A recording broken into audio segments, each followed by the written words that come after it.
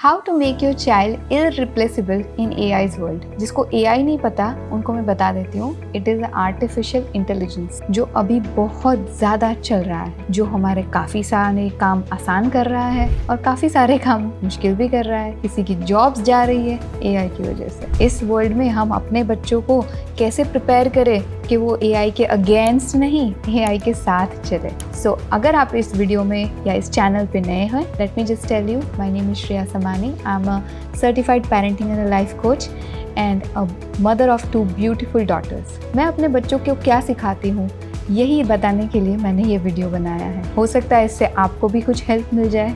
Artificial intelligence is a prompt based system, जहाँ पे आप कुछ प्रॉम्प्ट डालते हैं और वही प्रॉम्प्ट का आंसर आपको मिलता है। वो जो आंसर मिलता है उसके लिए बहुत सारा डेटाबेस होता है बैकग्राउंड में। जो बैकग्राउंड में डेटाबेस होता है वहीं से वो आंसर को क्यूरेट करके आपको देते हैं। तो ऑब्वियसली उसका आंसर आपके बच्चे के आंसर से ज़्यादा बेहतर होगा। तो हमें अपने बच्चों को वैसी स्किल्स सिखानी है जो AI को नहीं पता, जैसे कि प्रॉम्प्ट इंजीनियरिंग। प्रॉम्प्ट कैसे लिखना है वो AI को नहीं पता है। इसी चलते हमें 10 ऐसी स्किल है जो अपने बच्चों को बचपन से ही सिखा सकते हैं, जिससे वो AI के अगेंस्ट नहीं, AI के साथ काम कर सके। Number 1 is resilience. रेजिलियंस मतलब कि बच्चों को फेलियर हो या सक्सेस, उसमें वो कैसे आगे बढ़े, कैसे अपनी लाइफ को हैंडल करे, कैसे सिचुएशन को हैंडल करे, वो सीख सकते हैं। ये रेजिलियंस AI नहीं सिखाता, ये हमें सिखाना पड़ता है और हम ये अपने लाइफ के एक्सपीरियंस शेयर करके सिखा सकते हैं। किसी लीडर्स को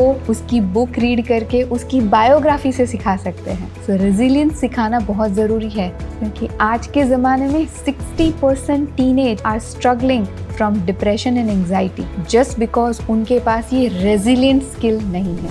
Number 2 is leadership skill। AI अपने को लीड कैसे करना वो नहीं सिखाता। मैंने मेरे लाइफ में 15 years का कॉर्पोरेट एक्सपीरियंस है, जहाँ पे मैंने बहुत सारे इंटरव्यूज लिए हैं and I know for the fact कि हमारे यूथ को लीडरशिप स्किल की बहुत कमी है। उनको ये नहीं पता कि लीड कैसे करना है। वो फॉलोअर्स होते हैं, वो किसी के फुट स्टेप पे चलते हैं, लेकिन वो खुद अपना रास्ता निकाल के किसी और को लीड करते हैं, वैसे बहुत कम है। तो अगर आप लीडरशिप सिखाओगे, उनका फ्यूचर 100% ब्राइट है, चाहे वो किसी भी स्ट्रीम में जाए। नंबर 3, कॉन्सेप्ट ऑफ एंटरप्रेन्योरियलशिप, जो होता है बिजनेसमैन माइंडसेट। ये अगर आप सिखाओगे तो उनको आगे फ्यूचर में या तो ये जॉब करे या अपना खुद का बिजनेस चलाए, लेकिन ये माइंडसेट उनको बहुत आगे ले जाएगा। Because business mindset service people mindset से काफ़ी अलग होता है और ये मैंने पर्सनली फील किया है, because I have worked in a company as a service person and I own my own business as well. तो उन दोनों का जो माइंडसेट डिफरेंस है वो मैं बहुत अच्छे तरह से जानती हूँ और बिजनेस पर्सन का माइंडसेट बहुत डिफरेंट होता है, इसीलिए वो बहुत ज़्यादा पैसे कमाते हैं, ज़्यादा सक्सेसफुल होते हैं। Number 4, relationship building. रिलेशन एक ऐसी चीज़ है जो हमको आगे ले जाने में बहुत हेल्प करती है। अगर आपका बच्चा आइसोलेट रहता है, किसी के साथ बात नहीं करता है या अपने आप में ही रहता है, तो उनको आप बाहर ले जाइए, बच्चों के साथ मिलाइए जुलाइए, उनको दूसरे बच्चों के साथ कैसे मिलजुल के रहना है, गेम्स खेलना है, टीम वर्क में काम करना है, वो सिखाइए, क्योंकि ये आगे जाके उनके रिलेशनशिप बिल्डिंग में बहुत काम आएगा। Number 5 is creativity. क्रिएटिविटी एक ऐसी चीज़ है जो भगवान ने हमें हमारे ब्रेन में दी है। कोई भी टूल या टेक्निक या AI हमें क्रिएटिव नहीं बनाती है, क्रिएटिव हमें हमारे थॉट्स बनाते हैं। सो आपको अपने बच्चों के साथ ऐसी ऐसी एक्टिविटी करनी चाहिए जो उनके राइट ब्रेन के साथ काम करे और वहीं से ही क्रिएटिविटी निकलती है। Number 6 is out of the box thinking. हम जब काम करते हैं हम सब ऑलमोस्ट एक जैसा सोचते हैं, लेकिन जिसकी सोच हमारी सोच खत्म हो उसके बाद स्टार्ट होती है, उसको आउट ऑफ बॉक्स थिंकिंग बोलते हैं। और आउट ऑफ बॉक्स थिंकिंग आपको बहुत आगे ले जाता है, because out of 100 people only 1% is out of box thinker. सोचिए, अगर आपका बच्चा उस 1% कैटेगरी में है तो उसका सक्सेसफुल होना तो कंपलसरी है, कोई उसकी सक्सेस को रोक नहीं सकता, वो खुद भी नहीं। 7, कम्युनिकेशन। अक्सर हम मार खा जाते हैं कम्युनिकेशन पे। हम कम्युनिकेट नहीं कर पाते, अपनी फीलिंग्स को शेयर नहीं कर पाते, या अपना बॉस है या कलीग है या अपने स्पाउस है,